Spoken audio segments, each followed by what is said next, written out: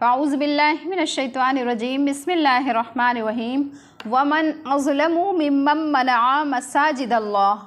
और उस शख्स से ज़्यादा ज़ालिम कौन हो सकता है जो अल्लाह ताला की मस्जिदों से रोके अय्युज़करा फ़ीहा इस्मुहु व सआ फ़ी ख़राबिहा, कि वहाँ पर उन मस्जिदों में अल्लाह का नाम लिया जाए या उसको उजाड़ने की कोशिश करें।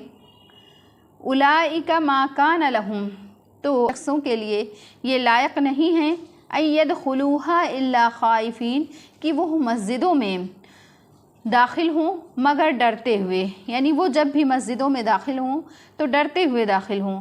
लहुम फ़िद दुनिया ख़िज़्युन व लहुम फ़िल आखिरति अज़ाबुन अज़ीम, और ऐसे लोगों के लिए दुनियावी ज़िंदगी में भी रुसवाई है और उनके लिए आखिरत में बहुत ही बड़ा अज़ाब है।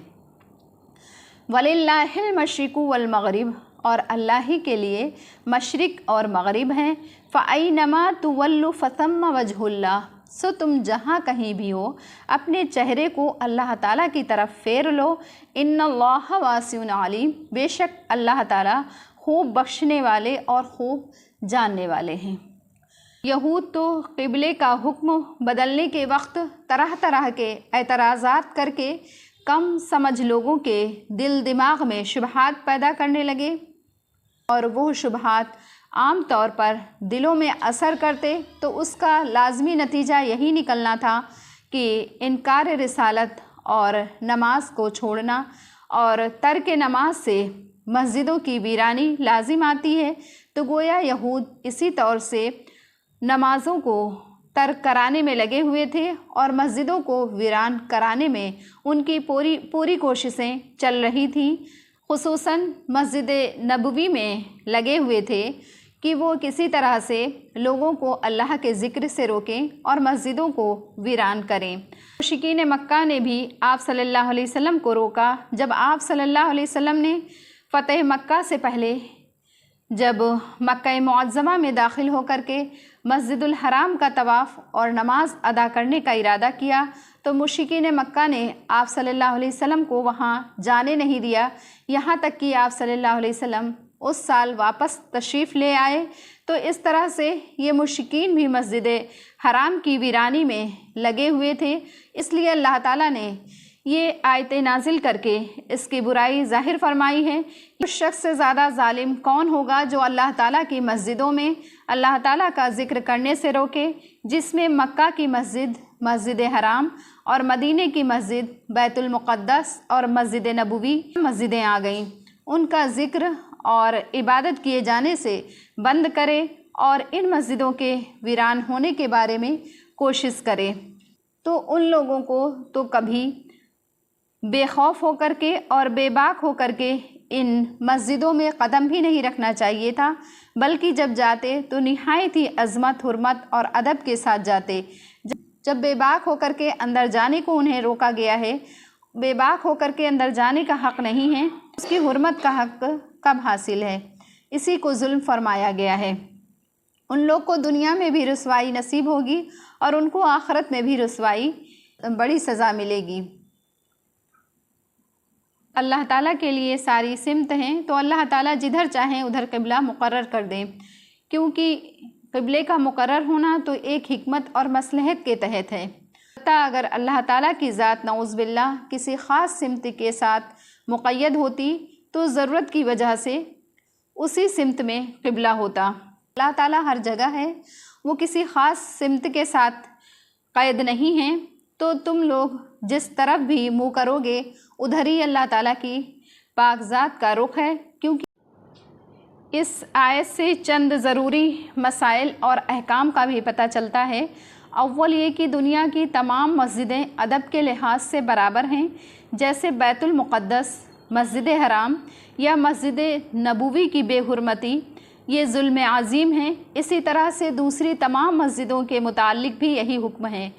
इन तीनों मस्जिदों की ख़ास बुज़ुर्गी और ख़ास अज़मत है, और वो अपनी जगह मुसल्लम हैं कि मस्जिद हराम में एक नमाज का सवाब 1,00,000 नमाज़ों के बराबर है, और मस्जिद नबवी सल्लल्लाहु अलैहि वसल्लम व नेज़ बैतुल मुक़द्दस में 50,000 नमाज़ों के बराबर सवाब मिलता है।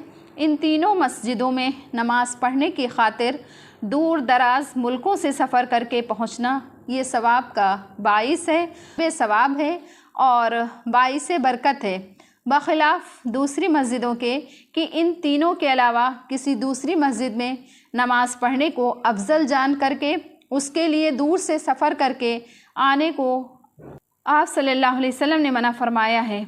दूसरा मसला ये मालूम हुआ कि मस्जिद में ज़िक्र और नमाज से रोकने की जितनी भी सूरतें हैं वो सब नाजायज़ और हराम हैं। इनमें से एक सूरत तो ये है कि किसी को मस्जिद में जाने ही से रोक दिया जाए। सूरत ये है कि किसी को मस्जिद में जाने से या नमाज़ पढ़ने से, तिलावत वग़ैरह से रोका जाए। और दूसरी सूरत ये है कि मस्जिद में शोर गुल करके या उसके करीब आजे गाजे बजा करके लोगों की नमाज और ज़िक्र में खलल डाला जाए। ये भी ज़िक्रुल्लाह से रोकने में ही दाखिल है। इसी तरह से नमाज के वक्तों में जब लोग अपनी नवाफिल और तस्बीह, तिलावत वग़ैरह में मशगूल हों तो उस वक्त मस्जिद में कोई बुलंद आवाज़ से तिलावत या ज़िक्र बुलंद आवाज़ से करे तो ये भी नमाजियों की नमाज और तस्बीह में खलल डालने और एक हैसियत से ज़िक्रुल्लाह को रोकने की सूरत है। इसलिए तमाम फ़ुक़हा ने इसको भी नाजायज़ करार दिया है। और जब मस्जिद नमाजियों से खाली हो उस वक्त ज़िक्र या तिलावत तेज़ आवाज़ में करे तो इसका कुछ मुज़ायक़ा नहीं है। इससे ये भी मालूम हो गया कि जिस वक्त लोग नमाज और तस्बीह वग़ैरह में मशगूल हों तो मस्जिद में अपने लिए सवाल करना या किसी दीनी काम के लिए चंदा करना भी ऐसे वक्त में मना है। तीसरा मसला ये है कि मस्जिद की वीरानी की जितनी भी सूरतें हैं सब हराम हैं। जिस तरह से खुले तौर पर मस्जिद को बर्बाद करना और वीरान करना दाखिल है, इसी तरह से ऐसे असबाब पैदा करना भी इसमें दाखिल है जिनकी वजह से मस्जिदें वीरान हो जाएं। और मस्जिद की वीरानी ये है कि वहाँ नमाज के लिए लोग ना आएं या कम हो जाएं। इसीलिए हदीस में रसूल अकरम सल्लल्लाहु अलैहि वसल्लम ने इरशाद फरमाया कि क़यामत के करीब में मुसलमानों की मस्जिदें बज़ाहिर आबाद और मुज़य्यन और ख़ूबसूरत होंगी, मगर हकीकतन वो वीरान होंगी कि उनमें हाजिर होने वाले नमाजी कम हो जाएं। क्योंकि मस्जिद की तामीर आबादी दरअसल उसकी दरो दीवार या उनके नक्श निगार से नहीं है, बल्कि उनमें अल्लाह का ज़िक्र करने वालों से है। दूसरी आयत में रसूल अकरम सल्लल्लाहु अलैहि वसल्लम और सहाबा कराम को तसल्ली दी गई है कि मुश्रिकीन मक्का ने अगरचे आपको मक्का और बैतुल्लाह से हिजरत करने पर मजबूर कर दिया है और मदीना पहुंच करके आप शुरू ज़माने में 16-17 महीने तक आप सल्लल्लाहु अलैहि वसल्लम को बैतुल मुक़द्दस की तरफ मुँह करके नमाज़ पढ़ने का हुक्म दिया गया है, लेकिन उसमें आप सल्लल्लाहु अलैहि वसल्लम का कोई नुकसान नहीं है, ना आप सल्लल्लाहु अलैहि वसल्लम के लिए परेशान होने की कोई वजह है, क्योंकि अल्लाह ताला की ज़ात पाक किसी ख़ास सिमत में नहीं है, वो हर जगह है। इसलिए मशरिक़ और मग़रिब सभी बराबर हैं। काबा को क़िबला नमाज बनाएं या बैतुल मुक़द्दस को, दोनों में कोई ज़ाती ख़ुसूसियत नहीं है, बल्कि अल्लाह ताला के हुक्म की तामील करने में ही दोनों जगह फ़जीलत है। इसलिए जब काबे की तरफ रुख करने का हुक्म हुआ था तो उसमें फ़जीलत थी, और जब बैतुल मुक़द्दस का इस्तक़बाल करने का हुक्म हो गया तो उसमें फ़जीलत है। आप सल्लल्लाहु अलैहि वसल्लम परेशान ना हों, अल्लाह ताला की तवज्जो दोनों हालतों में एकसा है, जबकि बंदा उसके हुक्म की तामील कर रहा हो। चंद महीनों के लिए बैतुल मुक़द्दस को क़िबला करार देने का हुक्म दे करके अमलन और आप सल्लल्लाहु अलैहि वसल्लम ने क़ौलन इस बात को ये ज़ाहिर कर दिया कि किसी ख़ास मकान या ख़ास सिमत को क़िबला करार देना तो इस वजह से नहीं है कि माअज़ल्लाह अल्लाह ताला इस मकान या इस सिमत में है, दूसरी जगह में नहीं है, बल्कि अल्लाह ताला तो हर जगह हैं।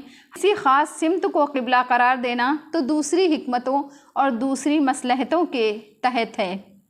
जब अल्लाह ताला की तवज्जो किसी ख़ास सिमत या जगह के साथ मुक़य्यद नहीं है तो अब अमल की दो सूरतें हो सकती हैं। एक ये कि हर शख्स को अख्तियार दे दिया जाए कि जिस तरफ चाहे वो रुख करके नमाज़ पढ़े।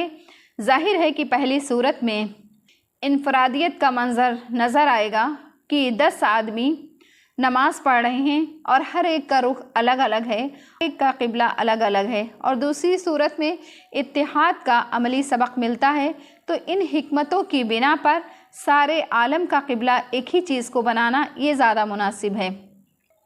ہر قوم اور ہر زمانے کے مناسب اللہ تعالیٰ کی طرف سے احکام آتے ہیں۔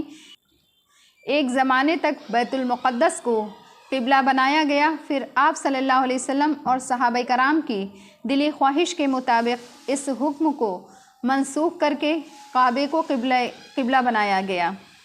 سفر میں کوئی شخص سواری پر ہو، مثلاً اونٹ، گھوڑے وغیرہ کی سواری پر ہو، تو اس کو اجازت ہے کہ سواری پر بیٹھے ہوئے اشارے سے نفل نماز پڑھ لے، اس لیے قبلے کی طرف رخ کرنا بھی ضروری نہیں، جس طرف اس کی سواری چل رہی ہے اسی طرف رخ کر لینا اس کے لیے کافی ہے۔